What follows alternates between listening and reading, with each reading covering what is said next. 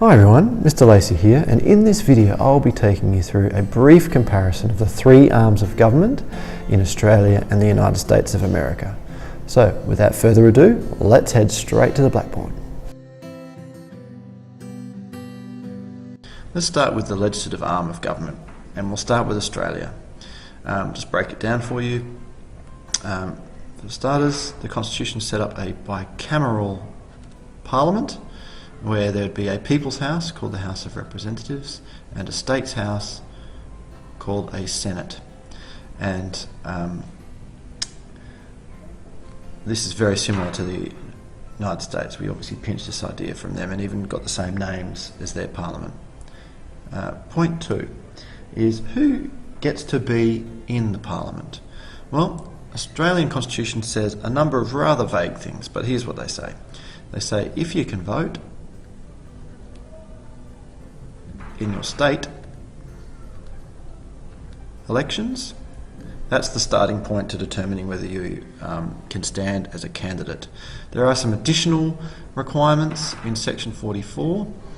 Firstly, it says you cannot have any allegiance to a foreign power.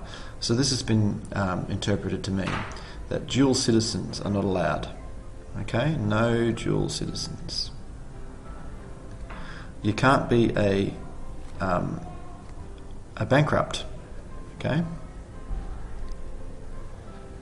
You can't have been convicted of treason, highly unlikely, and of course you cannot be receiving a pecuniary interest from the government in addition to serving as an MP. So in other words, you can't be double dipping the system and getting paid twice while only serving in one role. So we've got those requirements. So as long as you can vote in your state, which at the moment means if you're over the age of 18 and you're not insane or long-term in prison, plus you're not a dual citizen, you're not a bankrupt, you haven't been convicted of treason and you're not double dipping, then you can serve as an MP. Okay, moving on from eligibility requirements. Once you're in Parliament, what can the Parliament do? What are their powers? Well, the writers of the Constitution were concerned that the federal government would become too dominant in the system. So as a way of limiting their power, they decided to enumerate the powers of the federal parliament. In other words, that's just a fancy word to say, we're going to write the list. And the list that's in the Constitution is the full list. Anything not mentioned in the Constitution, it follows, is not a federal power. Okay? So that's what enumeration means. It's a way of limiting federal power. Next, there was again to show off this paranoia of the states, there was a further provision that the Parliament could not discriminate between the states or against the states. So they couldn't treat Western Australia one way and Queensland another way. They had to be uniform across the country.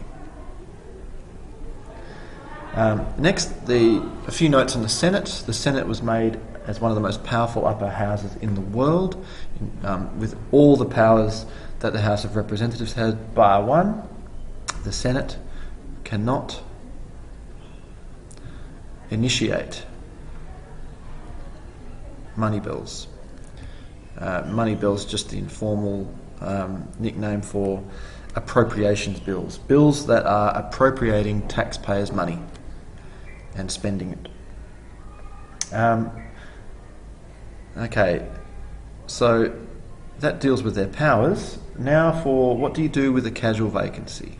Okay, because of course this happens from time to time. People retire, people quit, people are ruled ineligible, people die.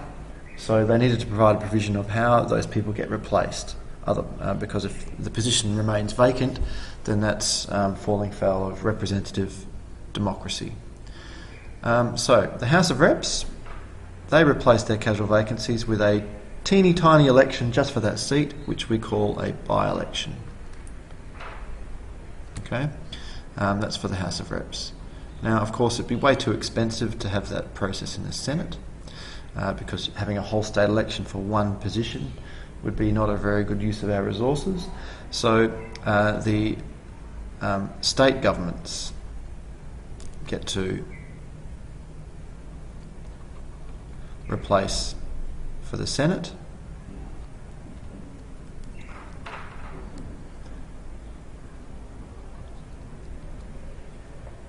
There is a proviso which we added in 1977 that they also have to be from the same party.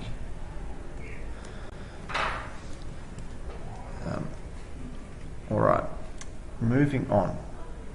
Parliament has a very important accountability role, what we call responsibility function. And this is expressed in three essential ways, three main ways. The ability to pass a no confidence vote in the government, and if this vote passes, the government has to resign by convention. Again, it's not mentioned in the Constitution, but we follow the UK convention here. Secondly, if you want to use the scalpel rather than the sledgehammer, you can pass a censure motion against a particular minister, and if that passes, then the minister by convention has to resign. And the third main mechanism for accountability is 1 hour every sitting day called question time, where any member of parliament can ask questions of the government of the day.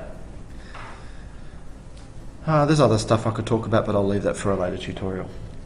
One last note on the legislative arm in Australia is the Nexus Clause.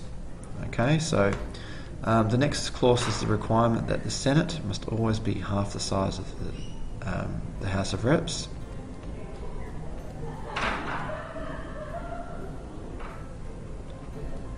And but what that size actually was never specified. So in other words, Parliament can increase the size of both chambers as time goes on, and that's indeed what's happened. Currently we have a House of Reps with 150 and the Senate currently has 76. Why? Why is there a Nexus Clause? Essentially because of Section 57, which says if we ever have a legislative deadlock, okay, there's a process to resolve it, and that is if a bill is passed in one house and rejected in the other within the space of 3 months, then that enables the Governor-General, on advice, to dissolve both houses of Parliament, call for a double dissolution election, and then after the election is run and won and there's a new Parliament elected, if that same piece of legislation is still deadlocked, then the GG can call a joint sitting of Parliament, and that's where this Nexus Clause comes in, because then in the event of a joint sitting, the House of the People has an advantage over the House of the States. Okay? And surely after that joint sitting, the bill will be decided one way or another. Okay, so that finishes Australian legislature. Now on to the US system. So, once again, because they were the ones that came up with the idea, it's almost exactly the same to start with. It's bicameral, its lower house is the House of the People, called a House of Reps, and its House of the States is called a Senate. So that's all very similar.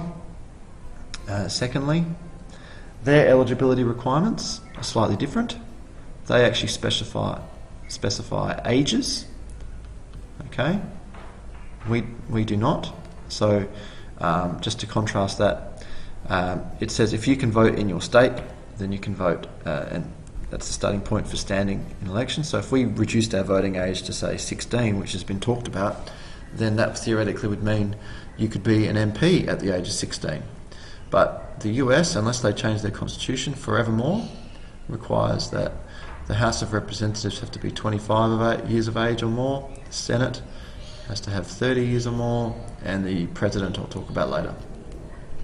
They also have a citizenship requirement as well, similar to us, except they're a little bit more relaxed about it. You have to be a US citizen, but in the US Constitution it doesn't say that you can't be a dual citizen. Whereas we say if you are, with a foreign power, you can't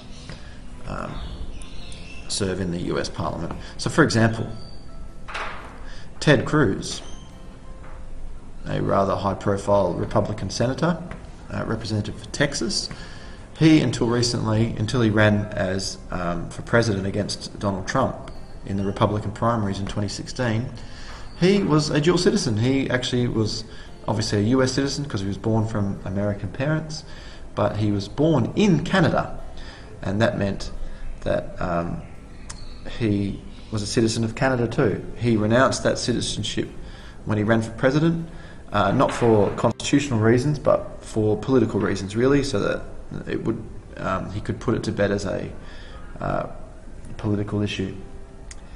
Okay. You also have to be a resident of either the state or the area you're purporting to represent in the Congress. All right. Thirdly, again, as a way of limiting federal power, they listed the powers of the Parliament in the Constitution. Anything not in the Constitution is therefore not a power of the federal government. Again, they were even more paranoid about federal expansion of power than Australia, because they had a rather dim view of governments becoming tyrannical agents against their own citizens after having just fought a war of independence. So yeah, and a lot of the actual powers, if we're going to get to specifics, things like powers to over taxation, defence, postal services, coinage, etc., is all the exact same, very similar lists in both Australia and the United States. So clearly Australia was inspired by that list. Not too much change there. Again, they also had a non-discriminatory power, so you cannot discriminate against any one state.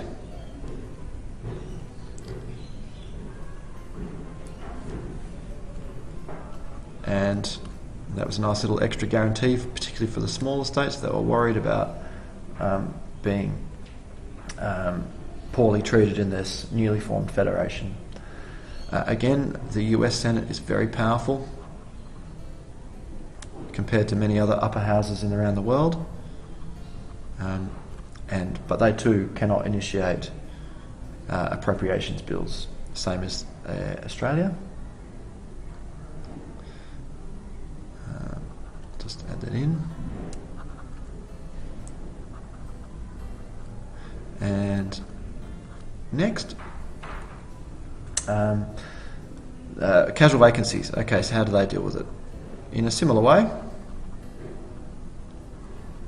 So for the House of Reps, it's a little special election. I'm actually not sure if they call it a by-election. Probably call it something else. You know what the Americans are like. And Senate vacancies are replaced by the state governor. So yeah, virtually the same way, although I'm pretty sure it can be from a different party. The state governor is not bound by replacing them with the same party. So that's a slight difference there. Now, how do you... powers of the Parliament, or powers of the Congress against the other two arms of government. Like I said, in Australia we've got the no confidence votes, the censure motions and question time and so forth. In Congress they have this thing called the impeachment process. So they can impeach members of the executive. How does that work? Well, it's a two-step process. Step one, it goes to the House of Representatives. If they resolve, yes, we want this person to go through an impeachment hearing, then the Senate will actually have the hearing, and if the Senate is of a mind that they think removal is warranted, then that person's history, they're gone, including the President themselves. In addition to that, the Senate has the power to confirm appointments from the other two arms of government. Okay, obviously they can't confirm the president himself or the vice president, but pretty much any other executive appointment made by the president or judicial appointment made by the president needs to be confirmed by the Senate first. So that's an awesome power that the Senate has that our Senate does not have. And a final note, which is an interesting contrast, is they have got specific numbers in their parliament. So they've got 435 voting members of the House of Reps and 100 in the Senate. So these numbers do not change, even with growing population or whatever.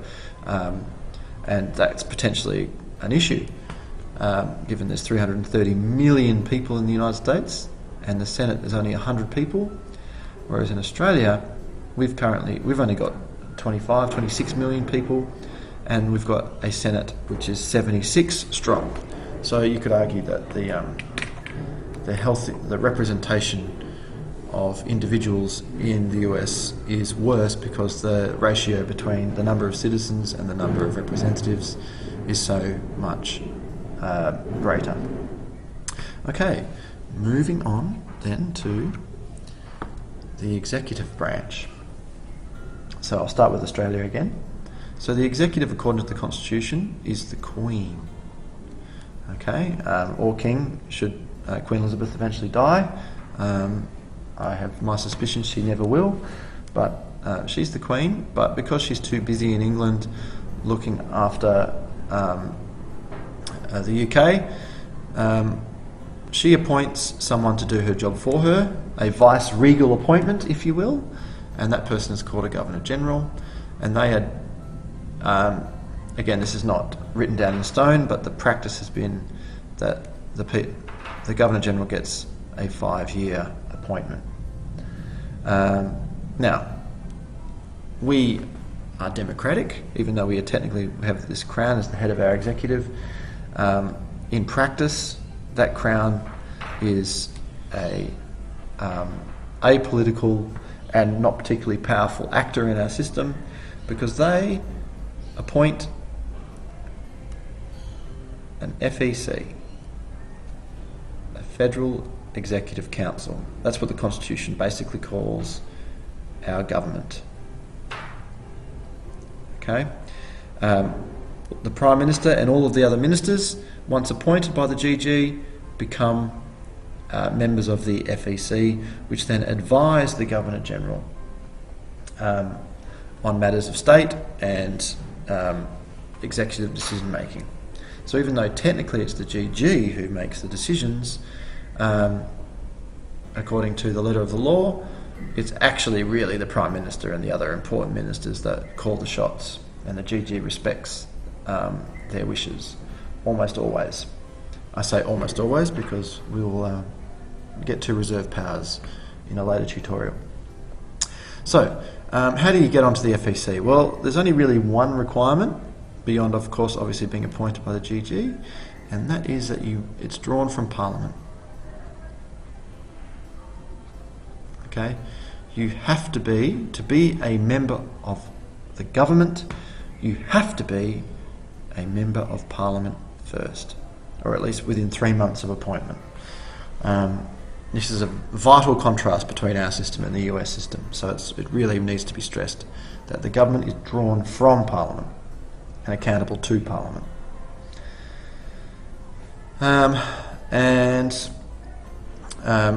Consequently, there's actually no term limits, unlike the US system. As long as an MP keeps getting re-elected, they can continue for a long, long time. Much longer than the US government can last, which is, of course, 8 years. Now, let's talk about vetoes.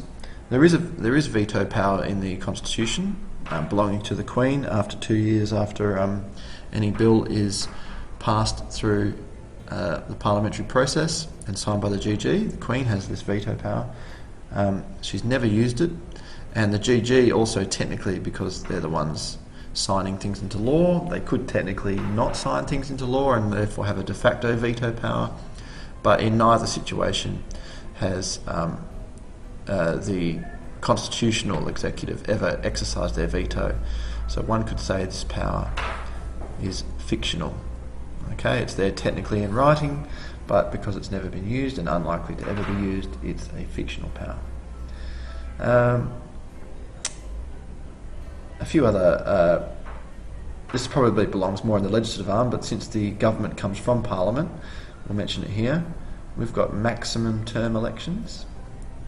What this means is Parliament has to dissolve on the three-year anniversary of the first sitting of that Parliament. And then, obviously, once dissolved, the Governor-General issue writs for new elections, and a new Parliament will be created after that, at some point after the election. There is a time frame that has to be observed according to the Electoral Act. So that probably belongs more here, but since we want to talk about fixed term elections for the US, I put it here in the executive part of it. Every year there is a budget address and a budget bill. Okay, it's in May, presented by the Treasurer of the government, and this is a big deal because it announces spending decisions and cuts and increased spending in other areas and so forth, and it gets a lot of media attention, and it's probably one of the most highly visible speeches made by any politician in Parliament in any given year. So it probably is worth mentioning. It's not mentioned in the Constitution, by the way, but it's just something that's become a common practice in our system. Finally, governments, one of the most regular jobs they have to do is to answer questions without notice during question time in Parliament. And if they don't know the answer, they have to take the question on notice and then get back to Parliament as soon as possible. And the other really big requirement is they must not mislead the Parliament. Okay, if they provide an answer which is not only wrong, but they knew it was wrong at the time of saying it, that's called misleading the Parliament, and that's a really big no-no, and pretty much warrants the resignation of that minister. Okay, moving on to the US executive. We all know the executive is headed by a president. Okay, that's the starting point. This president is not a hereditary title. They are elected. Okay,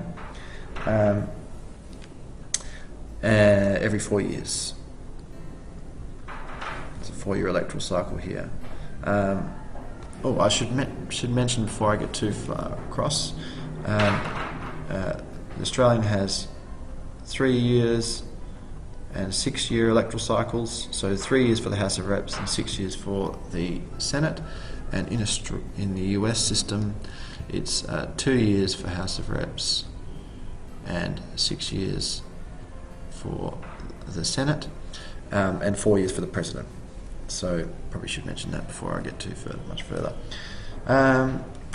There is the rest of the executive, of course, all the ministers, they're called secretaries, etc., Secretary of State. The key executive appointments who will then work in the White House for the President, they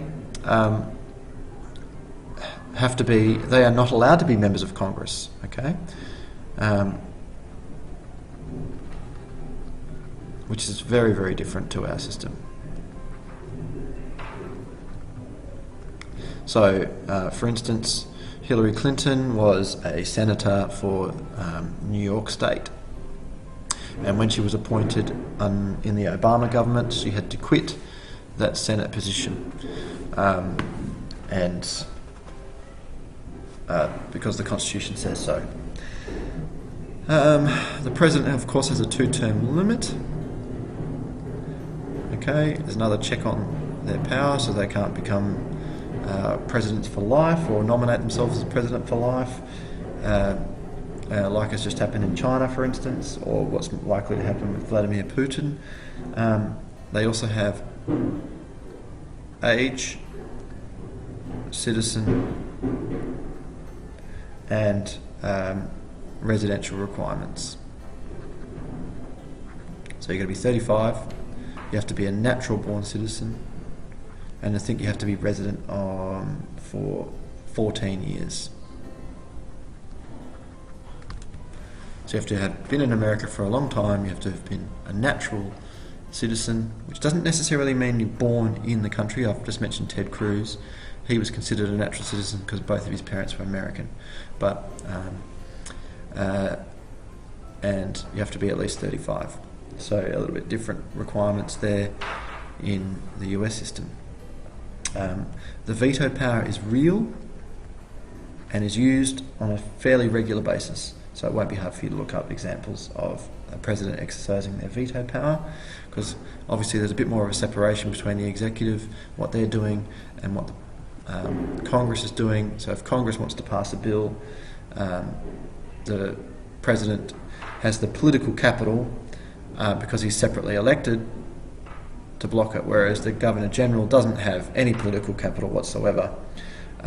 So they would be mad if they ever decided to veto something, because that would probably result in Australia becoming a republic rather quickly. We should probably mention the Electoral College's role in all of this. There's an Electoral College which is probably a really outdated way of ensuring that the president is not only popular with the people, but also has national appeal, wins enough states to get the magic number, which is 270 college votes. So you need to have popular appeal and national appeal, e.g. Hillary Clinton actually got more votes across the nation, but she didn't win enough states to get the 270 college votes, and so Trump is now president. They have fixed elections. Again, I should have probably mentioned this in the legislative discussion, but fixed elections, so it's the first Tuesday after the first Monday of November. They always held the election there every 2 years. So every 2 years for all of the House of Reps and for 1/3 of Congress, and every 4 years the President's included in that election day as well. The President has a guaranteed salary, so that, because remember that the Congress is the one that holds the purse strings. They're the ones that can initiate appropriations bills, so it's theoretically possible, but for this provision in the Constitution, that they could control the President by docking his pay or deleting his pay altogether, or threatening to, but that's not allowed because of this provision in the Constitution. Also, the President has a pardon power to forgive someone for committing a crime they've been convicted of, and whilst the Westminster system also has an ability to forgive people for their crimes, it's much more seldom used than the President tends to use it. And the closest analogous aspect of the US system to the budget address and the budget bill would be the President's annual State of the Union address, where it's not really anything to do with money. It's more of a speech, a requirement that the President interfaces with the Congress at least once a year and outlines his program, his plan, his successes in the previous 12 months and his plan for the next 12 months. So that's a pretty big, highly publicised speech in the US system. Okay, one leg to go, or one arm to go rather. I hope you noticed my little homage to Thomas Hobbes's Leviathan with my squiggly sea monster arms. But on to the judiciary. So again, we'll start with Australia. So judicial officers are appointed by the GG on advice, meaning of course the Prime Minister or the Minister the Attorney General or so forth, or Solicitor General, will provide advice to the GG about an appropriate candidate, and of course whatever candidate is picked by these guys, the GG will appoint. So it's a fairly simple process to appoint members of the High Court and other Chapter 3 courts. Once appointed, there is a mandatory retirement age of 70. Okay, this was a thing we added in into the Constitution. It didn't originally exist. It used to be tenure for life, but now we have the retirement age of 70. If you want to remove a judge before then, there is a process. It has to be removed by the Governor-General after Parliament has resolved to do so.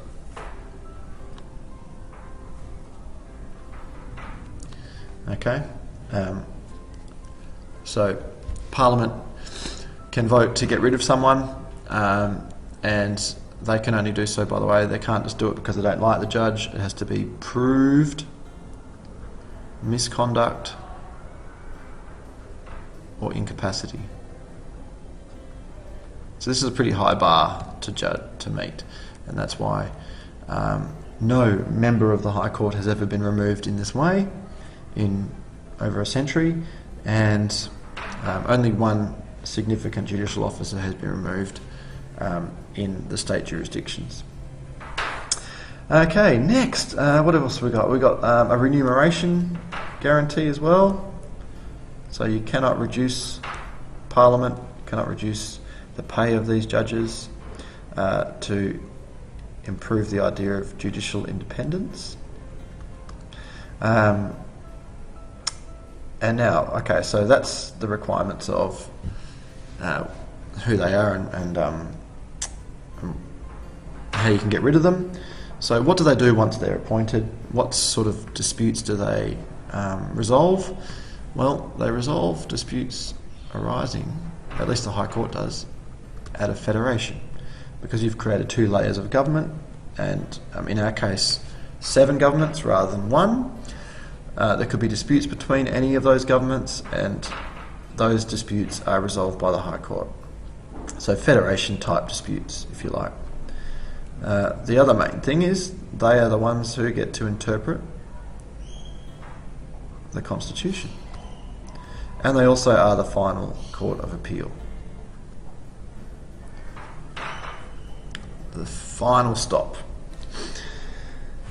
Now, one last thing is right to a trial by jury is very limited in our system according to our Constitution. It's only constitutionally guaranteed for federal, indictable, I can't spell, offences. Then you'll be guaranteed a jury. All other cases, jury is not necessarily guaranteed. Okay, so on to the United States. So, they are appointed by the President. Okay. However, appointments need to be confirmed by the Senate. So, the Senate can't pick the person, but they can say yes or no to the person picked by the President.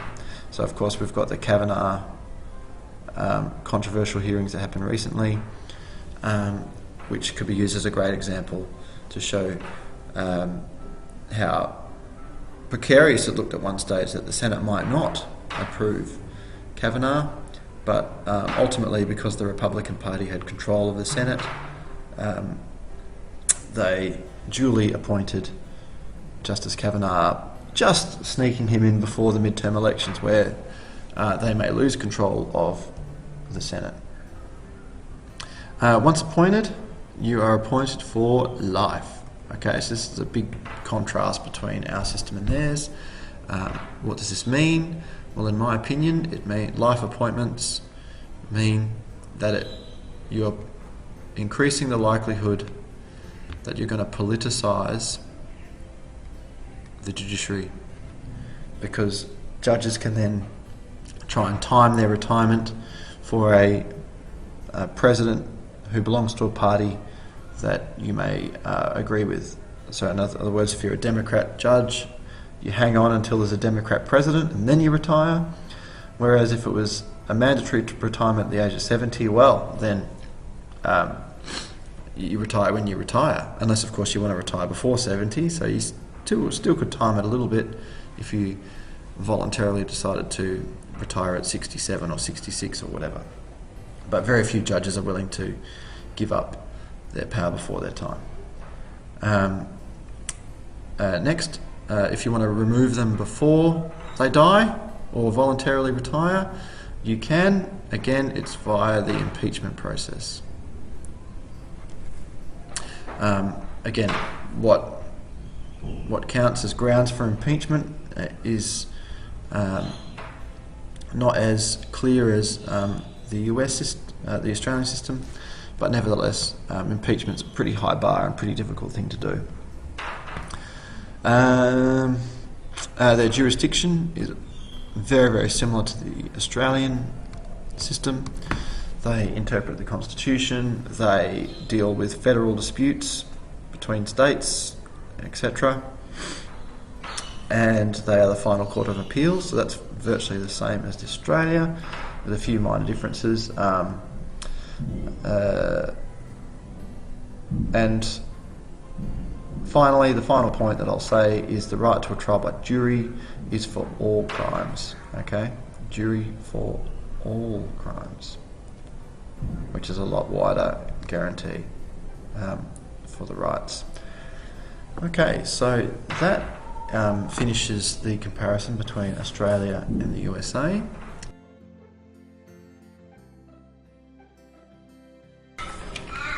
Okay, just a little bonus session to show you what my process would be to try to remember all of that information I just went through. And a really good way is to use acronyms. And if you put all of your energy into memorising the acronyms and what each letter stands for, you can very, very quickly increase your chances of recalling key bits of information that you otherwise might forget in the pressure situation of an exam. So let me show you what I mean. I have broken down everything that we have gone through into 5 very simple acronyms, and I'm just going to go through them with you now. Alright, I'm going to start with an acronym to stand for the 4 similarities between our judicial system and the American system. Okay, so the acronym I've come up with is JAIL. J-A-I-L.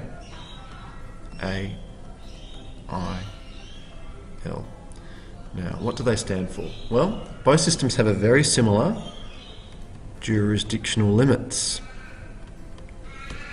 Okay, you know, the things that are listed in the US Constitution that the Supreme Court deals with and the things that the Australian High Court deals with are very similar. There's a few minor differences, but essentially, if you just if you squint a little bit, the jurisdictions are basically the same. The second thing that's almost basically the same is that both courts are the final court of appeals, so the A stands for appeals. Thirdly, both courts have in the Constitution things to try and guarantee their independence. So the I stands for independence. Of course, the key bit there is it's quite hard for both systems. It's both quite hard to remove a judge by force, and their pay cannot be reduced during the term of their, during their term. And finally, the L stands for legislation, which is, in other words, other courts, other Chapter 3 courts can be created by Parliament, and that is true also in the US system. So we've come up with the word JAIL: jurisdiction, appeals, independence, and legislation. And okay, so now on to differences. So the acronym there is a little shorter. It's ARR. So imagining you're sending a pirate to prison. Jail! Arr! So what does the R stand for? The A stands for appointment. Okay. The two systems have a slightly different system of appointment. They're both appointed by the executive, but the US has the additional layer of needing the Senate to confirm the appointment, which the Australian system does not have. The second letter, the R, the first R, and this is interchangeable, but is removal. Okay, the systems are slightly different in how one removes a judge by force.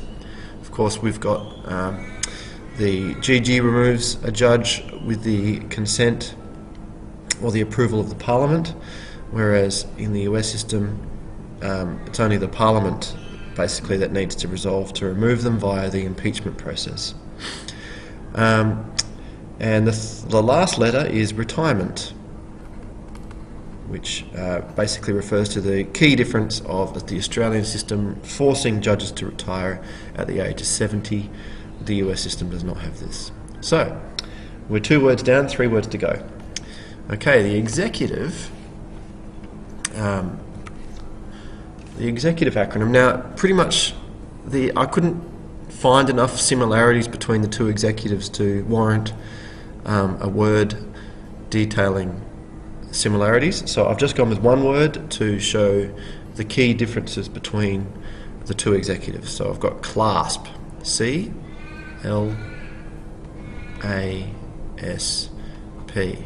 So imagine you're putting the handcuffs on the poor old pirate. Jail, arr, clasp. So the C stands for confidence. This is referring to the fact that the Australian executive requires the confidence of the House of Representatives to continue its existence, whereas the executive in the US system does not need the confidence of the Parliament. In fact, quite often you'll have one party in power in the White House and the other party in control of Congress.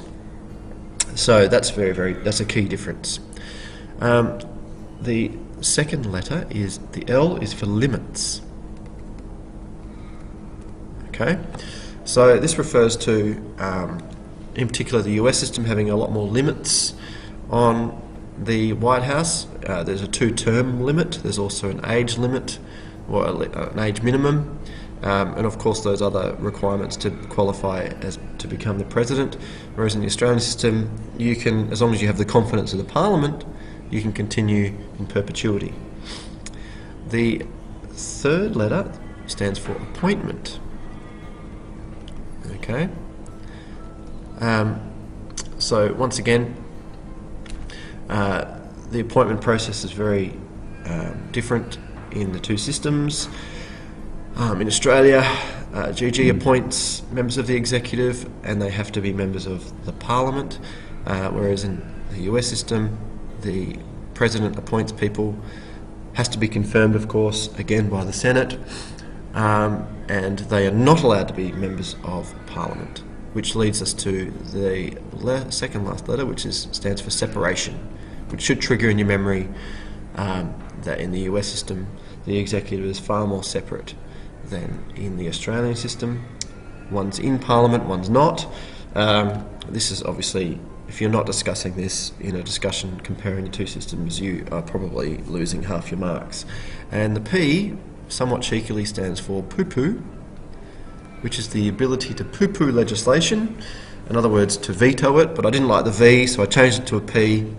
So in both systems have the power of veto, but only the US system are you likely to see it happen, for reasons I've already gone through. Okay, finally, on to 2 final words for comparing the legislative arms of government. So again, I will start with differences here, and actually no, we'll go with similarities. So we've got D, E, S, C, desk, misspelt of course, but so we've got the D stands for discrimination. This should remind you that both legislative arms are not permitted to discriminate against any state in their federation. Okay, that's a specific requirement in both constitutions. The E stands for enumerated, which should remind you that both systems limit the Parliament's powers by listing the full list of powers they can make laws about in the Constitution. Anything not mentioned in the Constitution is not, and never will be, unless the Constitution changes, a power of the federal Parliament. The S stands for Senate, because both Senates are extremely similar. They're both meant to represent the states. They're both are blind to the populations of each state. You get the same number of senators regardless. And of course, the main thing I want to get across here is how powerful the Senate is in both systems, and that there's only one thing that they can't do, that the House of Reps can do, and that is initiate money bills. And the C stands for casual, as in casual vacancies. How you deal with casual vacancies, very similar in both systems. A by-election for House of Reps casual vacancies, and the governor or the government of the respective state will replace a casual vacancy of the Senate. All right, and the last acronym is NEAT. Okay, the N stands for Nexus/numbers. Now this is a key difference. Okay, the US system specifies the numbers in the House of Reps and the Senate respectively, and that has meant for a long time the number of MPs has not grown over time, whereas our Parliament has grown over time. Whereas our system specifies a nexus requirement, that the Senate shall always be, as near as practicable, half the size of the House of Representatives. The E stands for Eligibility of Mps. Okay, so this should remind you that the US has a very different qualification requirements to be a Member of Parliament. You have to, of course, there's age requirements and citizenship requirements and residency requirements and so forth. Whereas we have stricter citizenship requirements. You can only be a citizen of Australia, but other than that, you can't be a bankrupt, blah, blah, blah. I went through all that before. So the eligibility of MPs is very different. The A stands for accountability powers. Both systems have accountability powers, particularly over the executive, but they're very different. So in the Australian system, the mechanisms are question time, no confidence votes, censure motions, Senate estimates, etc. Whereas in the US system, it's more like impeachment powers, confirmation powers, and so forth. And finally, the T is for term lengths. Okay, we've got maximum term, and it's 3 years and 6 years for the House of Reps and the Senate respectively, whereas in the US it's fixed term lengths and it's 2 years and 6 years respectively. So, in other words, jail the pirate, jail, arr, clasp him in chains, and then your desk is now neat because you've completed your business. Okay guys, that completes this comparison of the three arms of government between the United States and Australia, and I hope you now feel able to answer any questions on this topic. Good luck, and I'll see you soon.